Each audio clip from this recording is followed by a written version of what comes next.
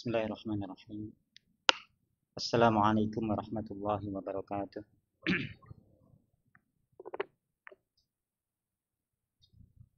Alhamdulillahi hamdan katsiran tayyiban mubarakan fih kama yuhibbuhu Allahu wa yardah.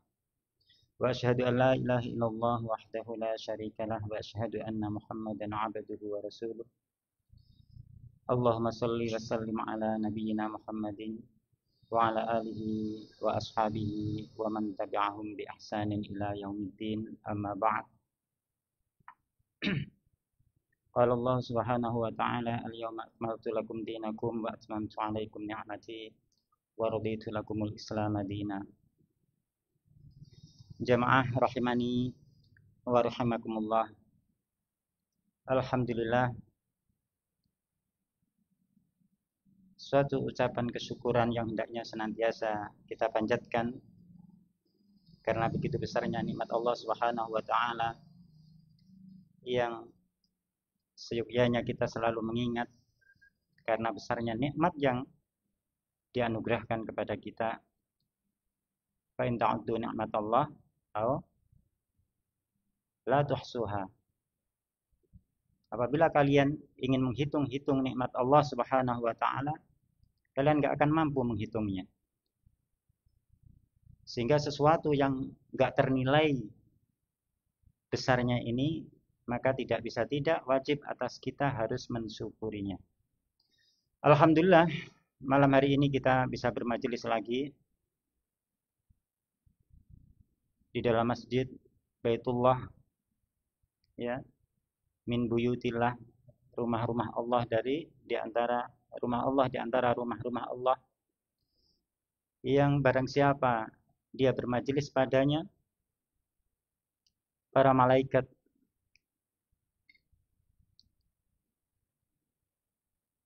menghamparkan sayapnya sebagai bentuk tawadhu kepada orang-orang yang menuntut ilmu.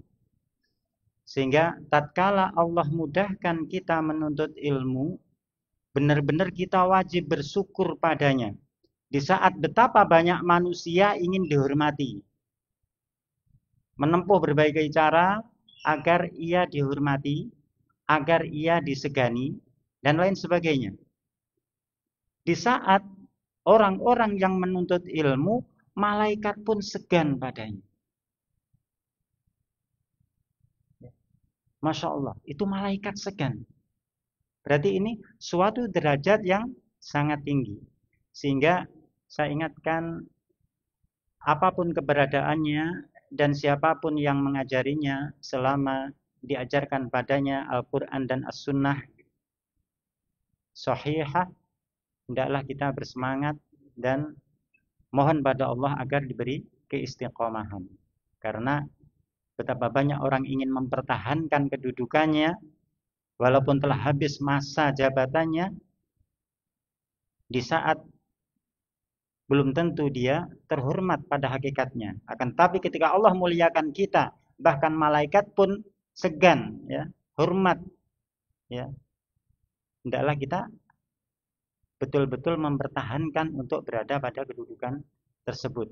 Sehingga wajib atas kita untuk senantiasa mohon pada Allah Subhanahu wa taala keistiqomahan dalam menuntut ilmu.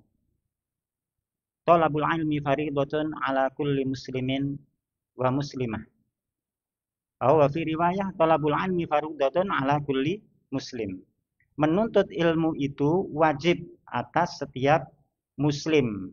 Selama dia muslim, maka wajib menuntut ilmu, dan ini kemuliaan. Dan muslim itu tidak terpengaruh dia masih kecil atau dia sudah tua.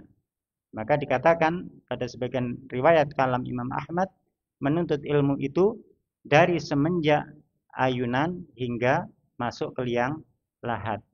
Jadi nggak ada habisnya. Dan alhamdulillah, kalau nggak ada habisnya berarti Allah tetap izinkan bagi siapa yang ingin menuntut ilmu kemuliaan.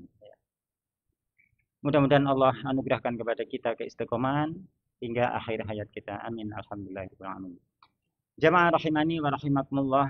Alhamdulillah kita pada beberapa majelis yang lalu telah menyelesaikan secara ringkas pada bab pertama, yakni zikir ketika bangun dari tidur, dan mudah-mudahan sudah diamalkan ya. Karena ini adab islami, nek gak diamal nih mosok duduk wong Islam sing ngamal nih, kan gak mungkin ya. Kalau bukan kita yang belajar tersebut, bukan kita yang muslim yang mengamalkan, terus siapa? Masa non muslim yang mengamalkan, kan gak mungkin gitu. Dan kemudian Syekh Hafizahullah Ta'ala melanjutkan dalam kitab beliau ini, dan kita masuk pada zikir yang kedua. Dikatakan oleh Syekh, Bismillahirrahmanirrahim, az-zikru 'inda libsi thawb wa adabul libs. Atau bisa dibaca az-zikru 'inda lubsi thawb wa adabul lubs. Ya. Zikir ketika memakai pakaian dan adab dalam memakai pakaian. Ketoke kaya ajarane anak-anak. Wah, gawe baju ya mosok leren diterangni wong kur kelambenan wae. Tapi ketika Rasulullah, nanti disebutkan di sini hadis, ketika Rasulullah mengajarkan tentang adab memakai pakaian dan juga doa atau zikir dalam memakai pakaian, itu di saat Rasulullah umurnya sudah tua. Karena beliau diangkat jadi Rasul umur 40. Berarti udah tua. Dan beliau mengajarkan sudah tua. Dan para sahabat itu kebanyakan masuk Islam juga sudah tua. Jadi keliru ketika zikir-zikir seperti ini cuma dianggap pelajaran anak-anak kecil. Ya. Bukankah sahabat itu orang-orang yang tua? Abu Bakar, Umar, Utsman. Paling yang muda pada waktu itu Ali radhiyallahu anhu. Dan beberapa sahabat yang lain, kebanyakannya tua. Dan itu juga diajari karena kita dapat riwayat ini dari mereka. Jamaah rahimani wa rahimakumullah. Dalam bab ini bisa kita ambil pelajaran betapa agama kita ini benar-benar agama yang sempurna. Agama yang mengajak kita untuk senantiasa ingat kepada Allah Subhanahu wa Ta'ala di segala waktunya. Ya. Bagaimana kita dari bangun tidur udah zikir. Biasanya orang kalau tidur itu kadang sumuk, panas ya, panas, ongkep gitu. Sehingga kadang-kadang dia nggak kaosan, nggak pakai baju, atau kalau lah pakai mungkin bangun tidur itu jadi bau, sehingga dia butuh memakai baju. Sehingga di sini menunjukkan urutan yang bagus yang saya tulis dalam kitab kecil ini. Dan ini juga menunjukkan tentang kesempurnaan agama ini. Betapa agama ini telah mengajarkan betul-betul terperinci, dan ini nggak akan pernah diketemukan dalam ajaran-ajaran yang lain. Ya. Dalam ajaran-ajaran yang lain. Sampai sekecil ini nggak kelambi aja diajari. Nanti belum adab-adab yang lain, zikir-zikir yang lain, sehingga betul-betul seorang muslim itu berjalan dari bangun tidur sampai tidur lagi itu di atas adab-adab islami. Dan nggak pernah ditemukan ajaran lain atau sekolah-sekolah yang paling rendah maupun paling tinggi, meskipun yang paling bonafit katanya, ajaran yang serinci agama kita. Masya Allah. Dan kita bersyukur pada Allah, kita dipilih Allah untuk berada di agama yang sempurna ini. Makanya Allah Subhanahu wa Ta'ala mengatakan, Al-yawma akmaltu lakum dinakum wa atmamtu 'alaikum ni'mati wa raditu lakumul islama dina. Pada hari ini, yakni pada hari itu, ya, telah aku sempurnakan bagi kalian agama kalian. Jadi memang sudah sempurna Islam ini. Namanya sempurna itu kalau ditambah ibaratnya gelas enek isine banyu itu ya. Kalau dituang udah penuh kan dia, sempurna. Dituang yang luber nek ditambahi. Nek terlalu digoyang ya tumpah. Jadi nggak sempurna.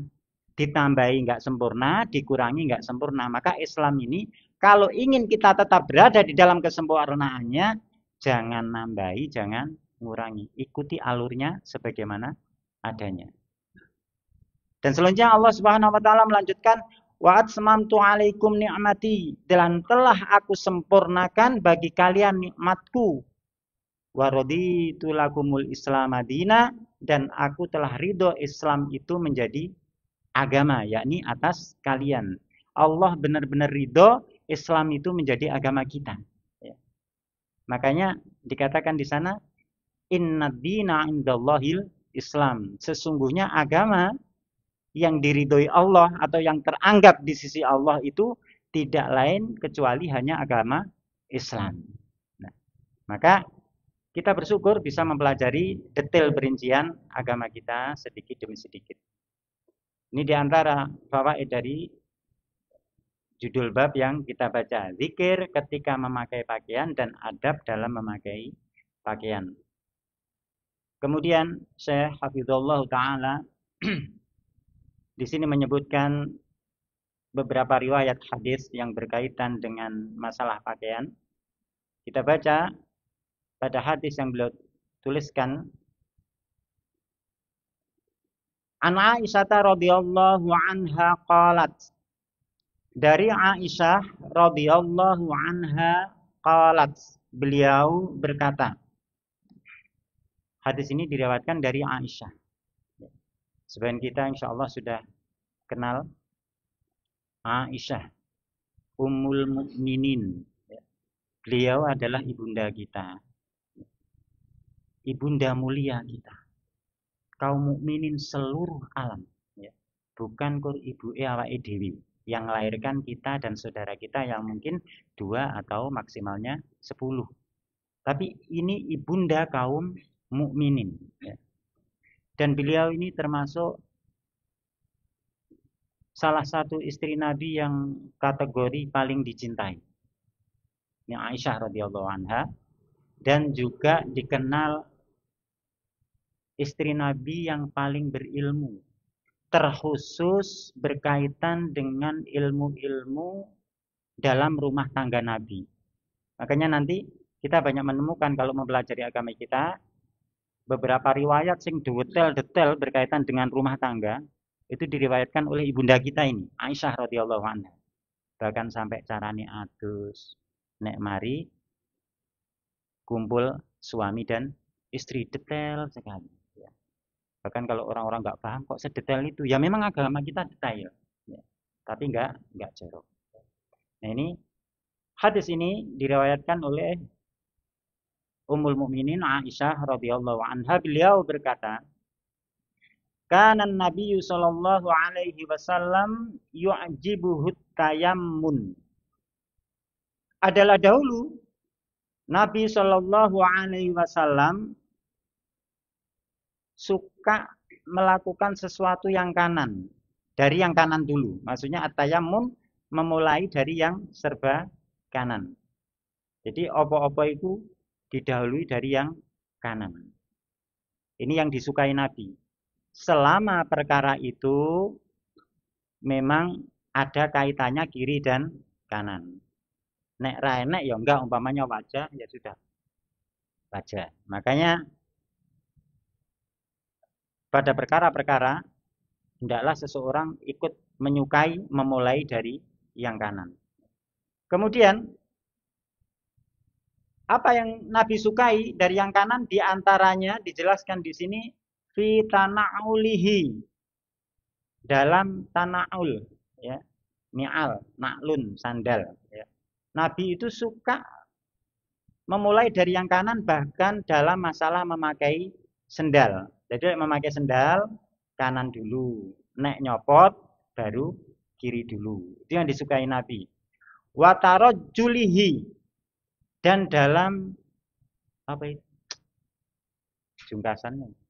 Menyisir rambut, Rasulullah juga dari kanan dulu, dari sebelah kanan, kemudian sebelah kiri. Itu dalam menyisir. Wa tuhurihi, dan dalam bersuci. Ya, dalam bersuci. Makanya dalam kaifiyah wudu, tata cara wudu itu kan tangan dicuci yang kanan dulu. Disiram kalau kita bangun tidur itu toh. Kanan dicuci, kemudian setelah disiram baru nyelupkan yang keduanya, kanan dulu, kiri dulu. Demikian anggota wudhu yang lain kecuali ada dalil yang menunjukkan tidak dari yang kanan, kecuali ada dalil ya. Tapi pada asalnya adalah dari yang kanan dulu. Bahkan mandi. Jadi mandi janabah, mungkin ada yang belum terbiasa atau belum tahu, mandi janabah itu paham nggih, mandi janabah nggih? Mandi habis hadas besar itu dari kanan dulu. Jadi diguyur sebelah kanan, selesai baru guyur sebelah kiri. Nah, setelah itu baru disiram ke seluruh tubuh dari kanan kiri dulu. Nah, kanan dulu baru kiri.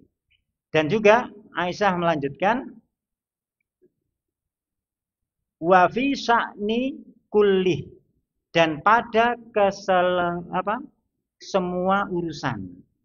Nah, pada lafaz terakhir dari hadis ini menunjukkan bahwasanya asal dari apa yang disukai Nabi, yang dituntunkan Nabi dalam segala perbuatan itu dimulai dari yang kanan, yaitu kata Aisyah wa fi sya'nihi kulli, dan pada seluruh perkara itu dimulai dari yang kanan, kecuali ada dalil yang menunjukkan dari yang kiri, atau memang dia nggak pantas kalau dimulai dari yang kanan. Contohnya kalau kita masuk WC ya, masuk WC itu kan kiri dulu, memang nggak pantas. Kita mau buang yang kotor-kotor atau apa. Makanya kadang-kadang yang saya pikir itu kalau lihat sekarang ini bukan larangan ya. So kadang-kadang saya suka heran, WC sekarang itu cantik-cantik. Bahkan sebagainya sebesar kamar. Bahkan kadang sebesar RSSS ya. Itu luas jeding, indah, keramiknya yang paling indah, bahkan lebih indah dari keramik terasnya. Aku kadang-kadang mikir, kita papi turun dan jeding ya. Gitu. Tapi ya haknya yang punya duit ya. Cuman kamar mandi itu memang di sana tempat setan, sehingga untuk diterapkan masuk kaki kanan aja nggak pantas. Yang pantas sih dia masuk dengan kaki kiri, dan memang ada tuntunan dalil di sana. Hadis ini diriwayatkan Imam Bukhari, yaitu hadis sahih. Jadi saya ulangi, Rasulullah Shallallahu Alaihi Wasallam dahulu suka memulai dari yang kanan di dalam memakai sandal, di dalam menyisir, dan di dalam bersuci, dan dalam segala hal. Itu. Kemudian kita lanjutkan pada hadis yang kedua. Wa an Abi Sa'id Al-Khudri radhiyallahu anhu, sahabat Nabi radhiyallahu an, qala, beliau berkata, kana Rasulullah sallallahu alaihi wasallam idza stajadda thauban samahu bismih imamatan wa qamison aw ridaan summa yaqul. Kata Abi Sa'id Al-Khudri radhiyallahu anhu, beliau berkata, adalah dahulu Rasulullah sallallahu alaihi wasallam apabila dapat baju baru. Ya, saub. Jadi sauban, saub itu pakaian secara umum ya, secara umum. Kemudian di sini disebutkan samahu bismih imamatan wa qamison au ridaan. Jadi yang biasa dinamai pakaian tersebut biasanya disebut imamah.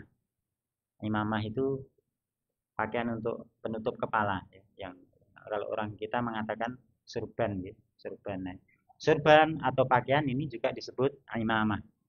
Atau komison, komis itu ya kalau kita baju ya. Baju baik pendek maupun panjang, yang penting baju ya. Cuman yang masyhur ketika lafaz komis itu ya jubah. Cuma kalau di Indonesia kadang-kadang dibedakan komis dewe, jubah dewe. Komis itu umpamane gamis ya orang kita, sak lutut atau ndure lutut, nek jubah biasa pakai ini umpamanya disebut jubah. Akan tapi komis itu ya pakaian secara umum, mau jubah mau gamis itu juga disebut komis ya. Baik pakaian itu komis, kalau Rasulullah itu dapat sesuatu yang baru yang berupa imamah atau komis atau rida. Rida itu kalau bahasa kita biasa disebut selendang, tapi bukan selendangi wong nari, itu bukan ya. Jadi rida itu semacam kalau di antara jenengan ada yang pernah latihan manasik ya, atau bahkan memang sudah pernah haji atau umroh, itu rida itu pakaian atasnya itu. Ya kalau bawah izar, sarung. Kalau orang apa pakai pakaian ihram itu bawahnya kan pakai sarung itu ya. Cuma sarungnya lek bahasanya kita nopo? Jarit. Kalau sarung kita kan dijahit ya. Kalau itu kan nggak dijahit di lubangnya baru digulung. Nah itu biasa disebut izar. Kalau rida itu yang bagian atas biasanya untuk menutup bahu, untuk menutup bahu. Itu rida. Summa yaqul. Jadi kalau Rasulullah mendapatkan pakaian baru, baik berupa imamah, berupa komis, berupa rida, atau yang sejenisnya, atau bisa juga sirwal, celono, ya. Beliau mengatakan atau mengucapkan, Allahumma lakal hamdu anta kasautanihi as'aluka min khairihi wa khairuma suni'alah wa a'udzubika min syarrihi wa syarri ma suni'alah. Jadi kalau dapat pakaian baru Rasulullah baca doa ini. Allahumma lakal hamdu. Ya Allah, bagimulah segala puji. Nah ini, kalau dapat sesuatu, dapat pakaian baru kan nikmat. Maka kita memuji kepada Allah, bersyukur pada Allah. Ya Allah, bagimulah segala puji. Anta kasautanihi. Engkaulah yang telah memberiku, memakaikanku dengan pakaian ini. Kita akui bahwasanya nikmat itu dari Allah Subhanahu wa taala. Kemudian beliau melanjutkan, as'aluka min khairihi. Ya Allah, aku minta kepada Engkau kebaikan dari pakaian ini. Jadi kita minta sisi kebaikannya. Karena pada apa yang kita terima ini biasanya ada kebaikannya, ada keburukannya. Ibaratnya motor, enek apike, enek eleke. Iso mengakibatkan seseorang itu jadi rajin untuk melakukan kebaikan karena ada motornya, bisa juga semakin rajin untuk kokean ngeluyur, ya. Kelilingan, touring, tok nang gunung-gunung, nang pantai-pantai. Isine kur dolan, lapo duwe motor masalahnya. Nah, jadi Rasulullah ketika dapat yang baru itu jika dia meminta pada Allah, as'aluka min khairihi. Ya Allah, aku minta kebaikan pakaian ini. Wa khairi ma suni'alah. Dan kebaikan dari apa-apa yang pakaian ini dibuat untuknya. Masya Allah, ini Rasulullah. Kemudian dia juga minta perlindungan. Wa a'udzubika min syarrihi wa syarri ma suni'alah. Ya Allah, aku minta perlindungan kepada Engkau dari keburukan pakaian ini, dari keburukannya. Dan aku minta kepada Engkau dari keburukan apa-apa yang pakaian ini dibuat untuknya. Nah, inilah apa yang dilakukan Nabi ketika mendapatkan nikmat. Dia betul-betul berharap pada Allah Subhanahu wa taala bahwasanya nikmat itu membawa kebaikan, ya. Dan terselamatkan dengan sebab nikmat itu keburukan. Karena banyak manusia yang ketika diuji dengan nikmat dia semakin buruk. Dengan nikmat itu semakin rusak. Kadang-kadang dia bersyukur, bisa bersabar ketika kurang nikmat, ya. Tapi ketika oleh Allah dianugerahi nikmat, menjadilah nikmat itu istidraj, jadi penglulu, ya. Jadi dua nikmat tambah rusak kelakuannya, tambah buruk keyakinannya, ya. Tambah banyak maksiatnya, ya. Ditambah nikmat lagi, tambah buruk lagi. Kalau barang siapa ketika dapat nikmat kok merasakan pada dirinya keburukannya bertambah, ini harus hati-hati, ya. Harus hati-hati. Bisa jadi itu istidraj, dilulu oleh Allah itu. Nyo tak wae iki nakal deh. Tak wae neh ben tambah nakal, bener-bener nakal wis nggak bisa balik. Ya. Dilulu ya kayak arek cilik biasanya ya le kono. Tutukno nggonmu dolan ya, ya. Dikongkon tapi kan dilulu sebenarnya. Sebuah ancaman. Nah, Ini pada hadis yang kedua ini kita diajari doa yang diucapkan Nabi ketika kita mendapatkan pakaian baru. Jadi doanya Allahumma lakal hamdu anta kasautanihi as'aluka min khairihi wa syarri ma suni'alah wa a'udzubika min syarrihi wa syarri ma suni'alah. Mudah-mudahan karena di sini termasuk kategori kota ya. Mudah-mudahan Allah beri kemudahan ya. Dibaca 1-2 kali sudah pada hafal. Kalau yang ternyata belum hafal bisa dicari di buku-buku yang ada tentang doa ini. Jadi doa ini saya harapkan bisa dihafalkan dan diamalkan oleh pakaian baru karena kita apalagi di zaman yang sudah sangat makmur ini ya. Kalau dahulu para sahabat itu nggak seperti zaman kita. Bahkan di antara mereka itu diriwayatkan ketika mau nyuci bajunya itu nggak berani keluar rumah karena ya mung siji. Jadi nek metu ya membahayakan. Baju ini siji dicuci nunggu kering baru dia pakai lagi. Dan itu nyata kisah pada para sahabat.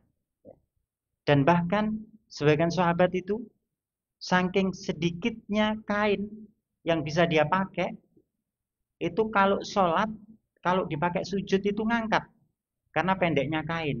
Bukan kerono cah saiki. Kain dawa dipendekne malah durung nunduk wae wis ngangkat. Kalau dulu emang enggak ada. Enggak ada. Sehingga makanya dalam tata cara sholat, ya, kalau jamaah laki-laki sama perempuan, laki-laki yang di depan. Nah, perempuan di belakang. Nah, itu Rasulullah itu memberi arahan kepada jamaah perempuan ketika sujud ya, kemudian bangkit dari sujud itu perempuan untuk memperlambat bangkitnya dari sujud. Karena ada beberapa sahabat yang ketika sujud kalau perempuan sudah nanti dia melihat sesuatu pada jamaah depan. Jadi disuruh memperlambat. Ini keadaan sahabat. Apalagi kita hari ini keadaannya sudah luar biasa makmur. Bahkan kadangkala kita klambi rong rusak wae wis tuku maneh. Rong rusak wis tuku maneh. Sampai-sampai sesuatu yang patut disyukuri ini sampai ke titik tabdzir.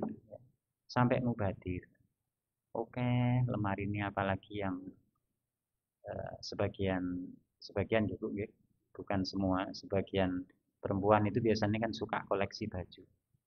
Koleksi baju. Lemari ini kebek. Wis kebek lho rasa tuku klambine.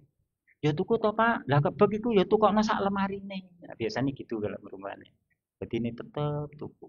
Dan ternyata laki-laki sekarang juga banyak yang senang koleksi baju. Ya patut disyukuri. Cuma jangan sampai tabdzir ya, mubadzir. Innal mubadzirina kana ikhwanus syayatin. Sesungguhnya mubadir itu termasuk teman dari setan. Padahal setan itu adalah musuh. Nah, doa ini diingat-ingat, dihafalkan ketika mendapatkan baju baru. Lalu bagaimana kalau baju kita udah lama, nggak baru, berarti nggak doa dong. Tetap doa. Karena Rasulullah juga mengajarkan doa lain untuk memakai baju. Ya. Yang masyhur ini insya Allah malah lebih banyak dihafal. Di antara lafaz doanya, Alhamdulillahilladzi kasani hadzat sauba wa razaqanihi min ghairi haulim minni. Biasanya di TPA-TPA itu dihafalkan. Ternyata ini butuh dihafalkan oleh orang-orang tua. Ya. Di sini ketika kita memakai baju yang enggak baru, kita juga tetap disyariatkan membaca doa. Doanya apa? Alhamdulillahilladzi kasani hadzal tsauba wa razaqanihi min ghairi haulin minni wala quwwah. Dalam doa ini, nah, doa itu kalau bisa artinya diketahui juga, ya. Karena ibaratnya wong maca Quran itu dia akan paham apa yang dibaca ketika tahu. Maca Quran nggak ngerti artinya ya lucu. Nggak dapat informasi. Nah, doa demikian. Kita tahu apa yang kita ucapkan. Dalam doa ini artinya kita sebutkan secara global, alhamdulillahilladzi kasani hadzat tauba. Segala puji bagi Allah yang telah memakaikanku pakaian ini. Jadi kita menyandarkan al-qudrah, ya, kekuatan itu pada Allah. Jadi yang kita punya baju, kita bisa memakai baju itu karena Allah lah yang memberi kekuatan sehingga kita mampu memakaikannya. Nah, kalau kita tahu apa yang kita lafadzkan, hati kita itu menjadi lebih tenang dan lebih yakin sehingga kita punya apa ya, ihtisab, apa? Ada harapan pahala, ya Allah gitu. Tapi kalau nggak ngerti alhamdulillahilladzi kasani hadzal taubah, kayak anak-anak hafalan itu ya nanti kita jadi lucu juga. Kemudian segala puji bagi Allah yang telah memakaikanku dengan pakaian ini wa razaqanihi dan telah memberiku rizki berupa pakaian ini, ya, min ghairi haulim minni wala quwwah, tanpa ada campur tangan kemampuanku dan juga kekuatanku. Benar-benar kita diberi sesuatu nikmat tersebut semata-mata karena rahmat dari Allah, bukan krono pintere orang itu dalam berusaha. Nanti ketika seseorang nggak menyandarkan pemberian pada Allah, nasibnya kayak korun. Ketika sudah sukses, kaya, kemudian dimintai untuk beramal, lha usahaku dewi. Iki aku manajemennya api, usahaku maksimal. Lupa dia bahwasanya itu adalah anugerah dari Allah Subhanahu wa taala yang dia patut bersyukur padanya. Jadi doa secara umum adalah alhamdulillahilladzi kasani hadzat tauba wa razaqanihi min ghairi haulim minni wala quwwah. Kita mempelajari dua doa ini untuk malam ini. Jadi doa ketika dapat pakaian baru dan doa ketika memakai pakaian secara umum.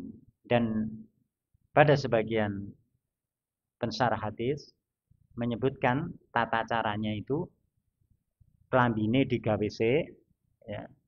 Kemudian dia berdoa. Jadi setelah memakai dia mengucapkan doa ini karena doa ini maknanya kesyukuran ketika dia telah bisa memakainya.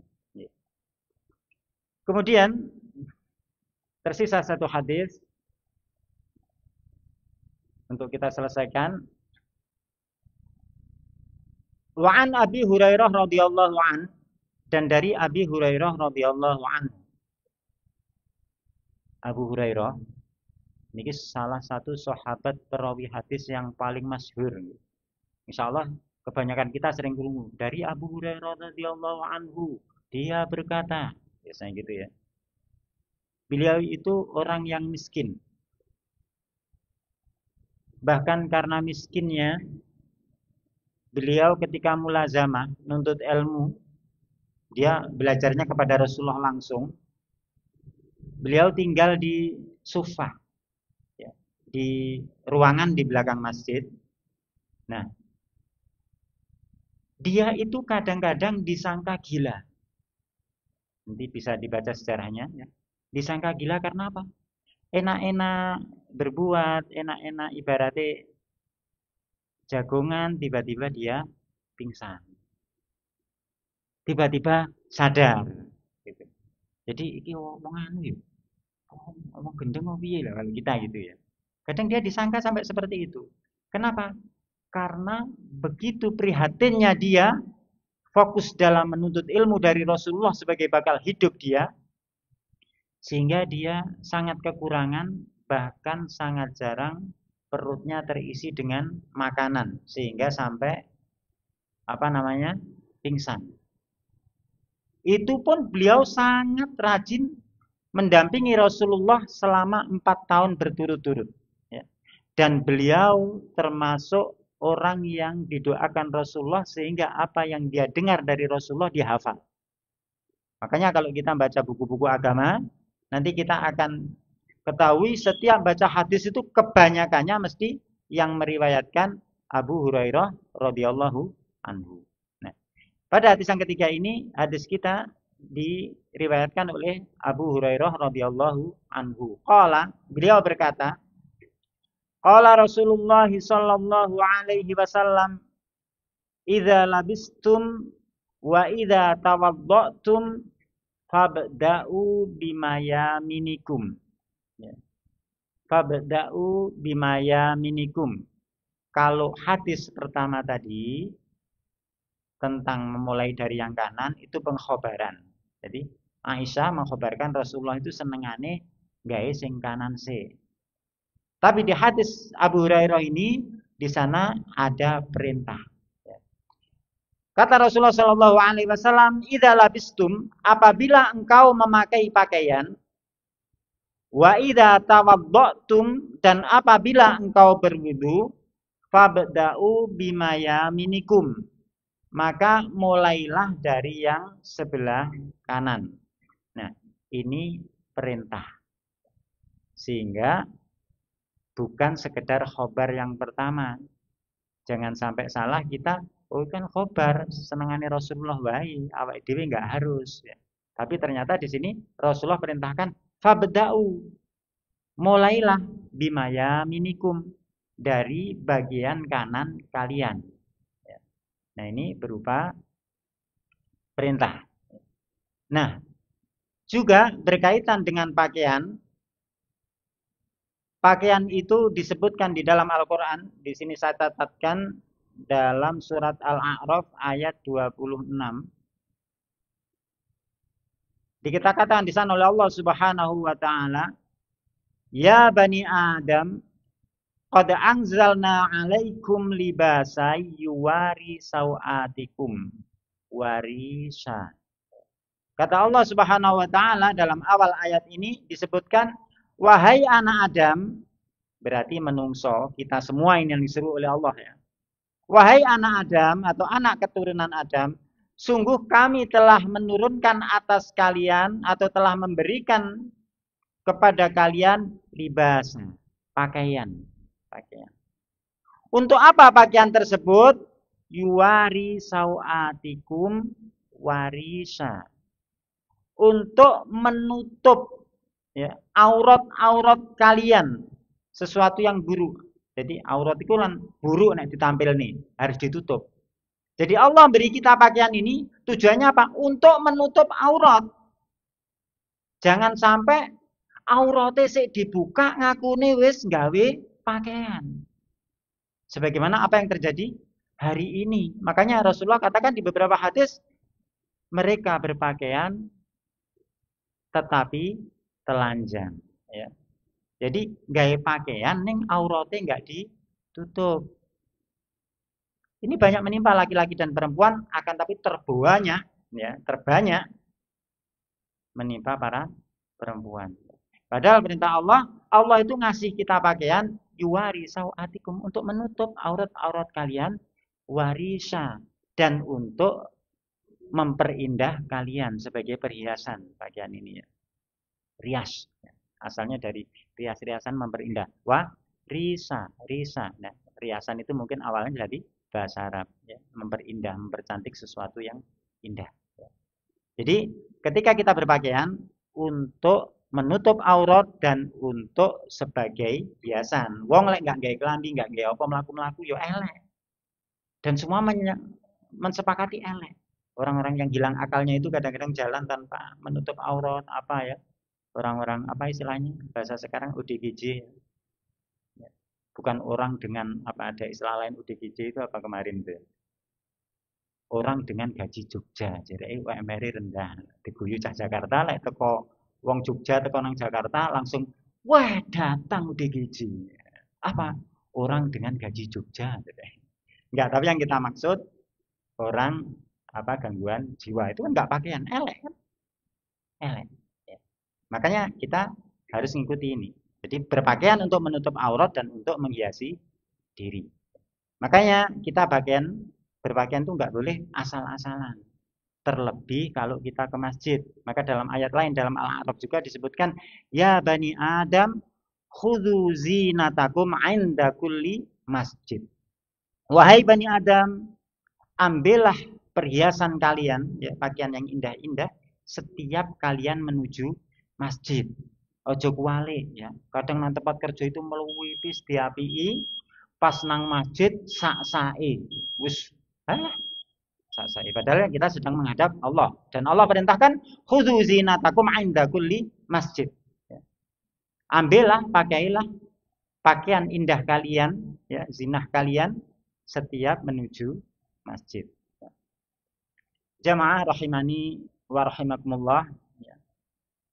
Ini 3 hadis yang dicantumkan Syekh di sini dan sebenarnya banyak dalil-dalil yang berkaitan dengan pakaian dan fawaid-fawaid yang luas dalam masalah pakaian. Tapi insya Allah sedikit ini jika kita ilmui juga kita amalkan, insya Allah mencukupi bagi kita. Ya. Jadi saya ingatkan kembali, ketika dapat pakaian baru dia tadi membaca Allahumma lakal hamdu, ya, anta kasautanihi as'aluka min khairihi wa khairi ma suni'ala wa a'udzubika min syarrihi wa syarri ma suni'ala. Adapun ketika memakai pakaian hari-hari, doanya adalah alhamdulillahilladzi kasani hadzal tauba wa razaqanihi min ghairi haulin minni. Mudah-mudahan yang hafal diamalkan dan yang belum hafal bisa dilihat di buku-buku yang berkaitan dengan doa ini. Demikian mudah-mudahan apa yang Allah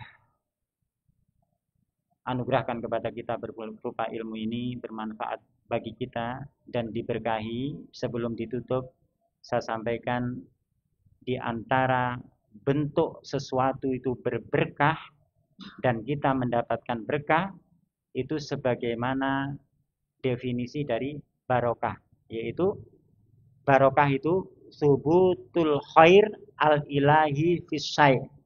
Jadi seseorang ketika padanya itu ada keberkahan, itu adalah tetapnya kebaikan ilahi pada sesuatu.